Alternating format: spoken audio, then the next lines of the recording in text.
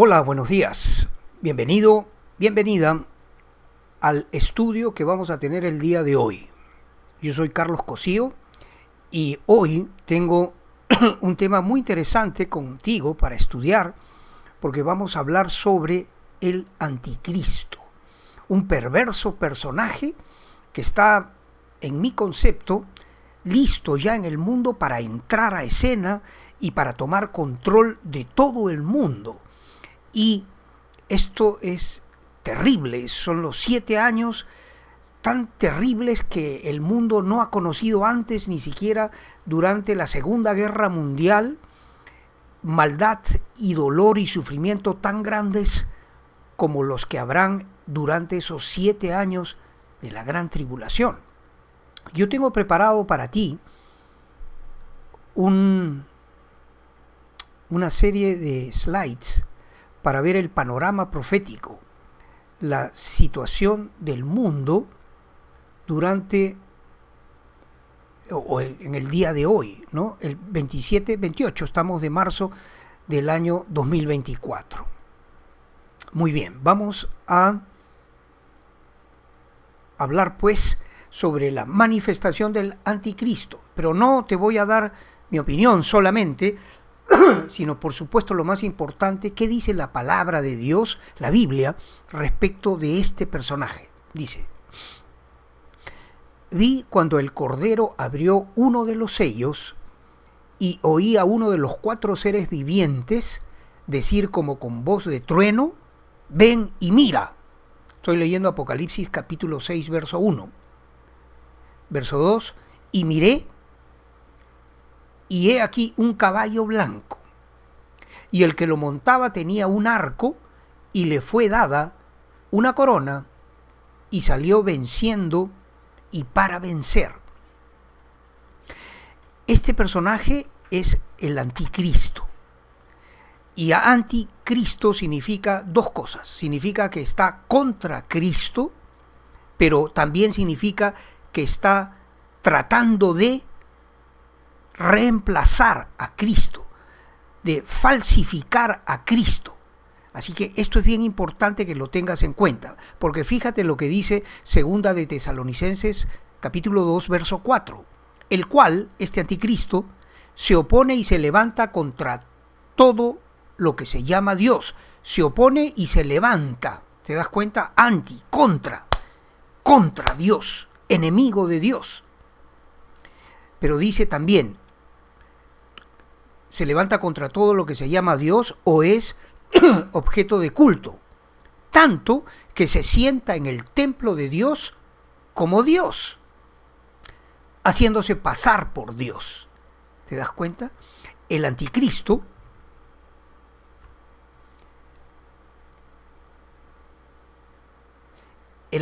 es pues una figura de dominio, un tirano, como un emperador mundial, como lo que pretendió ser Hitler o Napoleón o alguno de esos tiranos que se levantaron en la historia de la humanidad, y es enemigo de Dios, está contra Dios, contra todo lo que sea objeto de culto, todo lo que se llame Dios, y pretenderá reemplazar a Dios, engañar al mundo diciendo: yo soy Dios, adórenme, yo soy Dios.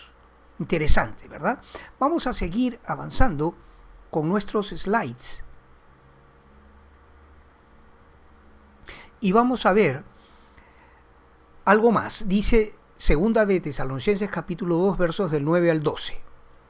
Inicuo, este falso Cristo, este enemigo de Dios, inicuo, cuyo advenimiento es por obra de Satanás. Ponga atención.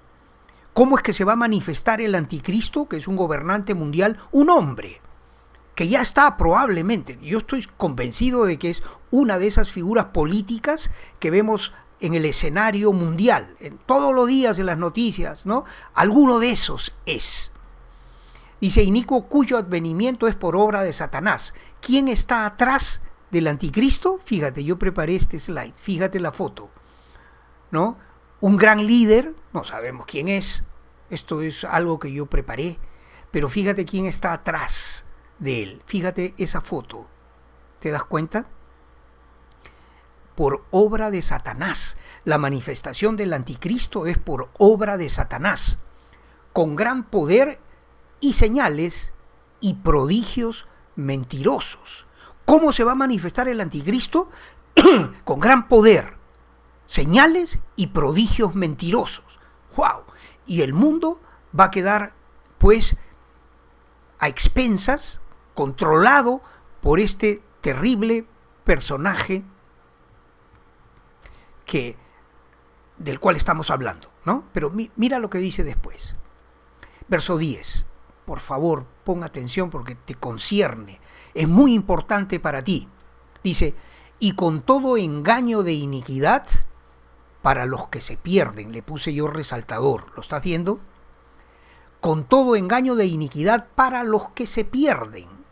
Por cuanto no recibieron el amor de la verdad para ser salvos. Los que han rechazado el evangelio. Los que han menospreciado, vituperado e insultado este maravilloso libro, la Biblia, este maravilloso libro que es la palabra de Dios, el único libro que Dios ha escrito, dice que ese engaño de iniquidad va a ser para los que se pierden. ¿Por cuánto? ¿Por qué?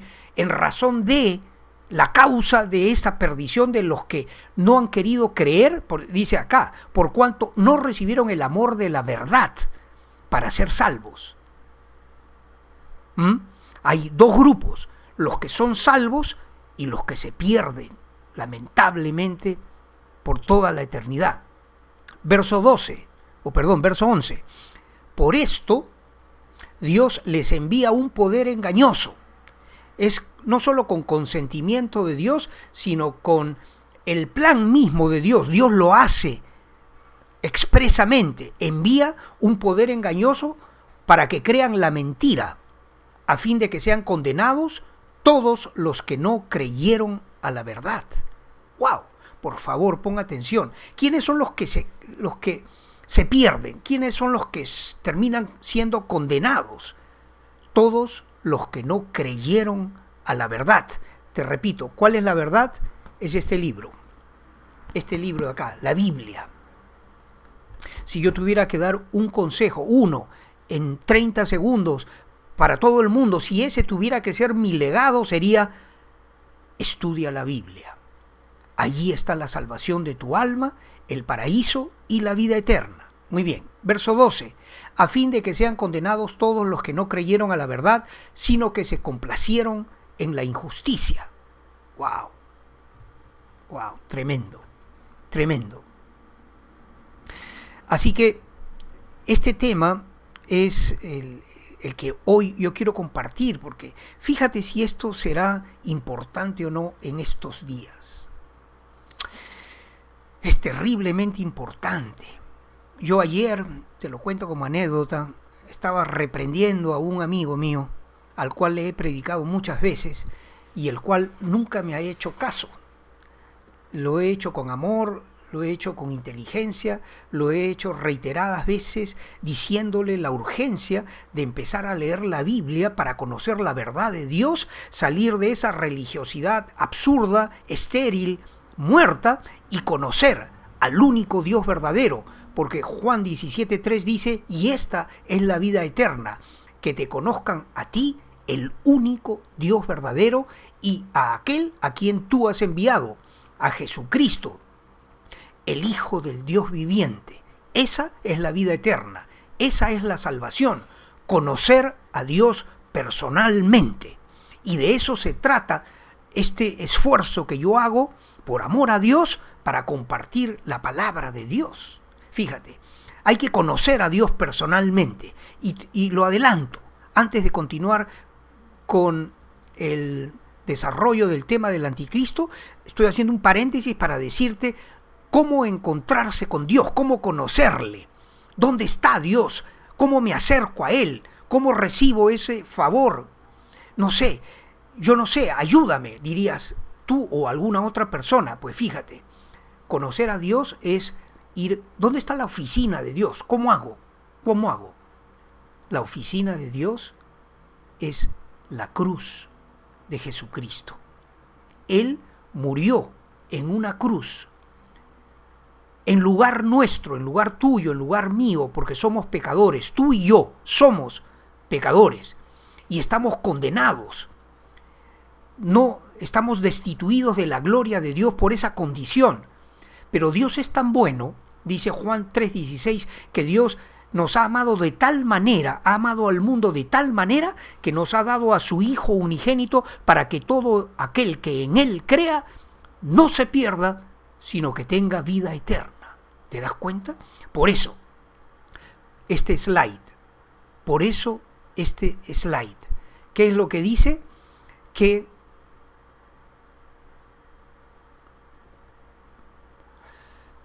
Dios envía un poder engañoso para que crean la mentira a aquellos que se van a perder por cuanto no recibieron el amor de la verdad para ser salvos.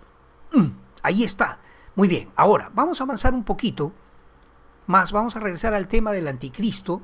Un hombre, un líder mundial, que no se va a saber que es el anticristo hasta que Dios le permita manifestarse. Y según la Biblia, Dios lo hará después de que la iglesia de Jesús, la verdadera iglesia de Jesús, que no es una iglesia nominal, no soy católico, me voy al cielo, soy protestante, me voy al cielo, soy evangélico, soy, qué sé yo, mormón, testigo de Jehová. Imagínate semejante disparate. La verdadera iglesia de Jesucristo somos aquellos que nos hemos acercado a Cristo, hemos reconocido nuestra condición de pecadores, le hemos pedido perdón y hemos resuelto a partir de ese día caminar en otra dirección. Iba por acá hacia la perdición, pero ahora con la luz de la palabra de Cristo voy a caminar en la dirección que Él me muestra. Porque en la Biblia está escrito, Salmo 32:8, yo te enseñaré y te mostraré el camino por el que debes andar. Sobre ti fijaré mis ojos, dice Dios. ¡Wow! Precioso. Este hombre, el anticristo, se va a manifestar. Y acá quiero cerrar este video, quiero hablar de esta parte. ¿Cuáles son los engaños diabólicos del anticristo? ¿Cuáles son? ¿No? Porque tú te mereces saber un poco. Profecía, ¿qué cosa es? Profecía es la historia escrita con anterioridad a los hechos. Y esta es una de las 5 pruebas de la existencia de Dios. Algún día, aunque ya lo he hecho más de una vez, te diré las 5 pruebas de la existencia de Dios. Los cielos cuentan la gloria de Dios y el firmamento anuncia la obra de sus manos. La profecía bíblica es la segunda de las pruebas de la existencia de Dios. Tercero, es la palabra de Dios que ha pretendido ser destruida por muchos y sigue siendo el libro más maravilloso que el hombre pueda leer. Cuarto, el pueblo que Dios escogió para sí, el pueblo de Israel, que también han tratado de destruir innumerables veces y que sigue fuerte y eterno porque es el plan de Dios. Y en quinto lugar, que pareciera el pequeñito, ¿no?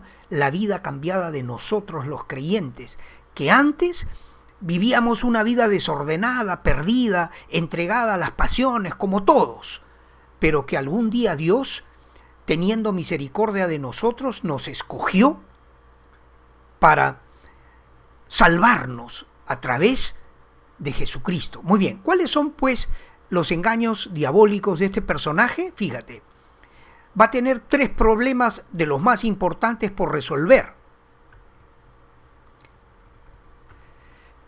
Y va a tener cómo explicar un evento. ¿Te das cuenta? En azul puse los títulos. Cómo resolver 3 problemas y cómo explicar un evento que acaba de ocurrir. ¿Cuáles son los 3 problemas que el anticristo va a resolver? El anticristo va a resolver, en primer lugar, el grave endeudamiento de las naciones. ¡Wow! Este es un problema que yo, sin ser economista y sin en realidad interesarme mucho el tema económico, hay un grave endeudamiento en las naciones. El mundo se está dirigiendo hacia una explosión, va a reventar una burbuja mentirosa de la economía mundial. El dinero es una gran mentira. Yo hablé un poco hace no mucho sobre este tema y tal vez lo haga con más detenimiento después, pero por ahora fíjate, el anticristo va a resolver este grave problema del endeudamiento de las naciones. Estados Unidos está endeudado por 34 y pico, pero ya se va hacia mediados de año a tener 35 trillones. En inglés, para los gringos, un trillón es para lo que a nosotros los hispanos y los europeos es un billón. Un millón de millones es un billón para nosotros los latinos y los europeos. Para el gringo es un trillón. Muy bien, ese grave endeudamiento de los Estados Unidos y de todas las naciones está por colapsar. Es terrible. Y el anticristo lo va a resolver. Va a resolver además, en segundo lugar, las guerras y el terrorismo, ¿no? La guerra de Rusia contra Ucrania, el Medio Oriente, que es un polvorín, China amenazando a Taiwán, Venezuela tratando de meterse a un país que no es el suyo, porque hay una riqueza allí también, y un montón de problemas de las guerras y rumores de guerras, de amenazas, de guerras frías y de guerras absurdas que el mundo ahorita afronta, ¿verdad? Hoy en Europa hablan solo de ese tema. Hay que prepararnos porque Rusia va a atacar a la OTAN. Hay que empezar a fabricar armas, artillería, porque tenemos que luchar contra Rusia, que es el gran enemigo, dicen en Europa. Emmanuel Macron y los líderes, la élite de los grandes dirigentes de Europa están en ese discurso, en esa narrativa. Pero en tercer lugar, además, probablemente el anticristo resuelva también la crisis del medio ambiente, que el mundo está, perdónenme la palabra, pudriéndose. Hay una isla de material de desecho de plásticos entre las costas occidentales de Estados Unidos y Asia. Allí hay una isla del tamaño de los Estados Unidos que es puro plástico. Los animalitos mueren tragando bolsas y desperdicios creyendo que es, no sé, algo para alimentarse. Y fíjate, el mundo está realmente pudriéndose por la maldad y la irresponsabilidad de las grandes fábricas que están malogrando el mundo. Y esas van a ser tres, en mi concepto, las cosas que el anticristo va a resolver. ¿Te imaginas cómo reaccionaría el mundo delante de alguien que ha sido capaz de resolver la deuda económica, de poner tranquilidad en el mundo entero, de que ya no va a haber hambre porque el mundo por fin alguien pudo resolver el gran problema económico del mundo y ya no va a haber gente que muera de hambre? En el Perú, en la sierra del Perú, 70% de los niños están anémicos. En África mueren por falta de alimentación miles de pobres criaturas que no pueden alimentarse como deberían porque no hay con qué hacerlo. ¿Te imaginas cómo reaccionaría el mundo delante de alguien que se encumbre, en ese puesto de ser el gobernante mundial, el líder de un gobierno mundial, de un nuevo orden mundial que resuelva el problema económico del mundo, que acabe con las guerras y que haga una mejoría en el medio ambiente? El mundo entero se va a volcar hacia él y lo va a aclamar como su líder. Y él, como leímos hace un momento, se va a hacer como si fuera Dios. Se va a encumbrar, se va a meter al templo en que los judíos por fin van a poder reconstruir. Toda la gran tribulación comienza con un tratado de paz entre el anticristo, que va a lograr paz en el Medio Oriente, haciendo que árabes e israelitas por fin se pongan de acuerdo, y el anticristo le va a permitir a Israel reconstruir su templo. ¡Wow! En ese mismo templo Él va a entrar a la mitad de la gran tribulación, cuando pasen 3 años y medio de ese pacto que Él va a hacer firmar al mundo entero, un pacto de paz que va a traer esas bienaventuranzas falsas. Recuerda que el anticristo, con prodigios y engaños mentirosos, se va a encumbrar como el líder del mundo. A la mitad de ese tiempo de 7 años, que es la tribulación, él va a traicionar ese tratado y va a entrar al templo de los judíos y va a decir: yo soy Dios, adórenme. Y comenzará la segunda mitad de la gran tribulación, que es terrible, terrible. Muy bien, volvamos a nuestros slides y veamos pues que el anticristo va a resolver esos 3 problemas, pero fíjate, también va a tener que explicar algo, porque él se va a manifestar al mundo después de que la iglesia sea quitada de en medio, después del rapto de la iglesia, ¿no?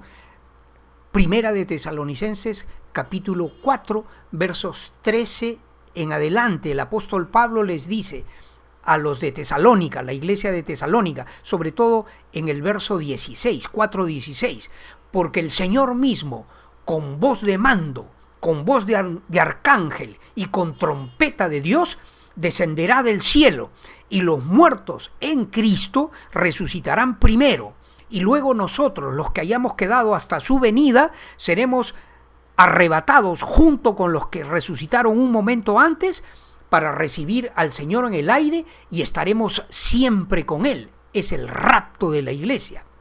Ocurre el rapto de la iglesia y entonces viene el asunto este del tratado que el anticristo hace con Israel y los árabes. Lee el capítulo 9 del profeta Daniel, ahí está. Lee a partir del verso 9:24 hasta el 27. Él, el anticristo, va a tener que explicar al mundo cómo es eso, cómo desaparecieron tantos millones de personas. Pongámosle que el 10% de la humanidad es verdaderamente cristiana, son verdaderos hijos de Dios. Pues ese 10% de 8.000 millones sería 800 millones. ¿Cómo desaparecieron 800 millones de personas del mundo? El anticristo lo va a explicar. Y lo va a hacer, recuerda el principio, recuerda que yo te decía que con prodigios mentirosos el anticristo va a tomar control, va a seducir al mundo y se va a proclamar a sí mismo como si él fuera Dios, con mentiras. Y entonces, una de esas mentiras es: ¿qué pasó con los creyentes? ¿Cómo desaparecieron 800 millones? Y él va a salir, y es muy probable que el argumento que use sea un salto evolutivo, ¿no? La evolución es una de las grandes mentiras de Satanás, porque todo ha sido creado por Dios. Lo grande, el espacio, las constelaciones, ese maravilloso universo, ese macrocosmos, pero Dios también ha creado los seres microscópicos, las amebas, todo ha sido creado por Dios. Todo, dice la carta a los Colosenses, ha sido creado por Jesucristo, por Él y para Él. Entonces, el anticristo va a tratar de explicar qué pasó con la iglesia esa, ¿no? A través de un salto evolutivo, o tal vez use otra coartada que sea los ovnis. Se los llevaron porque esos cabeza cuadrada de los cristianos, esos locos aleluyas, fanáticos religiosos que no entienden lo que es el hombre, ¿no? Han tenido que ser quitados de en medio porque el mundo no puede progresar a su próximo nivel evolutivo con ese tipo de fanáticos. Esas son las cosas que el diablo va a usar para, a través de su anticristo, explicar estas cosas al mundo. ¡Wow! ¡Qué cosa terrible!, ¿verdad? Así que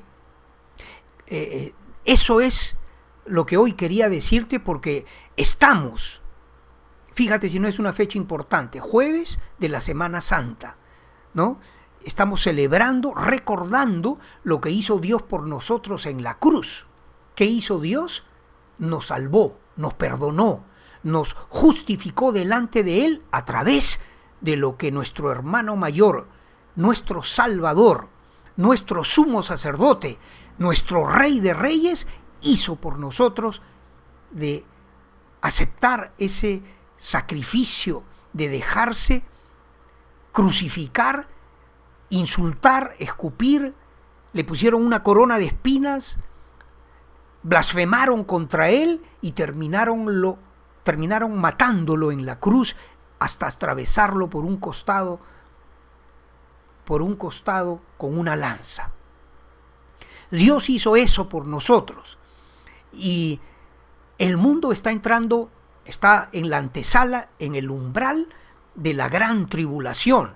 La iglesia muy pronto va a ser quitada de en medio y muy pronto, un poquito después de que la iglesia sea quitada de en medio, se va a manifestar el anticristo para engañar a todo el mundo, si fuera posible, pero no va a poder engañar a los que conozcan la verdad de Dios. ¿Recuerdas el primer texto que leí? Voy a regresar a ese texto para despedirme.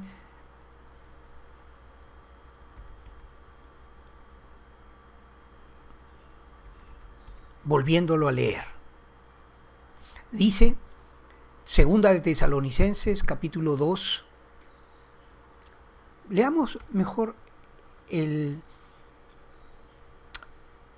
capítulo 2, el verso 4, el que está abajo. Dice, el cual se opone y se levanta contra todo lo que se llama Dios o es objeto de culto, tanto que se sienta en el templo de Dios como Dios, haciéndose pasar por Dios. Y acá está, inicuo cuyo advenimiento es por obra de Satanás, con gran poder y señales y prodigios mentirosos, y con todo engaño de iniquidad para los que se pierden. Por cuanto esos que se pierden no recibieron atrás, en el pasado, nunca, mensajes como este que hoy yo te comparto. No recibieron el amor de la verdad para ser salvos. Y tú no vas a estar, o tú no quieres, te lo aseguro, estar en ese grupo. Más bien, tú quieres ser un heredero de Dios, de la vida eterna, entrar al paraíso de Dios para recibir un nuevo cuerpo que ya no envejece, no enferma y no muere, para tener una herencia inmarcesible e incorruptible en los cielos, para compartir el maravilloso reino de Dios con todos esos hermanitos, millones y millones y millones de hermanitos creyentes como este servidor tuyo y como tú mismo, y para tener a nuestro hermano mayor, nuestro Salvador, Emmanuel, Dios con nosotros, Jesucristo, por toda la eternidad. Gloria sea dada a nuestro Dios, el único Dios verdadero, el Santo de Israel, el Padre del unigénito Hijo de Dios, Jesucristo. A Él sea gloria y honra por los siglos de los siglos. Amén. Y como dice Apocalipsis, lo último que la Biblia dice es, sí, ven Señor Jesús, ven Señor Jesús. Amén. Dios te bendiga. Gracias por llegar hasta este momento en el video. Bendiciones y si Dios lo permite te veo en una próxima oportunidad. Que tengas una muy bendecida Semana Santa. Cuídate, cuida a los tuyos y permanece atento a lo que Dios te quiere mostrar para que tú también tengas parte de ese maravilloso reino que estamos por recibir. Hasta pronto.